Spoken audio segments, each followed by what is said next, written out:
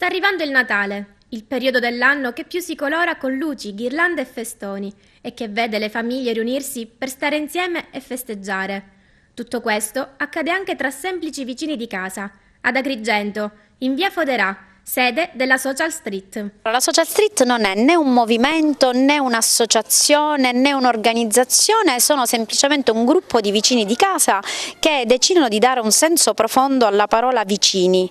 Partiamo dai vicini per restare vicini. Sai quando si dice proprio il prossimo è chi ti sta accanto, allora pensare che non ci si debba salutare tra vicini di casa è incredibile, cioè non lo possiamo accettare. Allora abbiamo creato una rete che in realtà è diventata una cosa meravigliosa perché ci si scambia di tutto, è tutto un dono gratuito, non ci sono soldi, quello che facciamo lo facciamo attraverso quello che ognuno di noi può mettere a disposizione dell'altro, per cui l'idea di queste sfere natalizie e di questa Sacra Famiglia non è altro che un segno natalizio sicuramente, ma l'occasione per creare insieme qualcosa che ci permettesse di vivere questo momento insieme. In occasione di questo Natale avete deciso quindi di creare questi addobbi, queste sfere. Come è nata questa idea e come si sono svolti i preparativi? Abbiamo pensato di realizzare queste grandi sfere con dei bicchieri di plastica rossi e ci siamo messi a lavorare quasi tutti i giorni, tutti quanti insieme, proprio per arrivare all'obiettivo. È stato motivo per stare insieme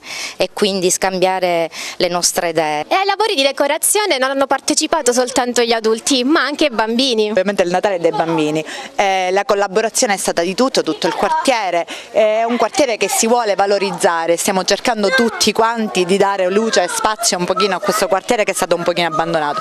Ovviamente i bambini hanno voluto partecipare. Vuoi dare un messaggio a tutti i cittadini che passeranno da qui?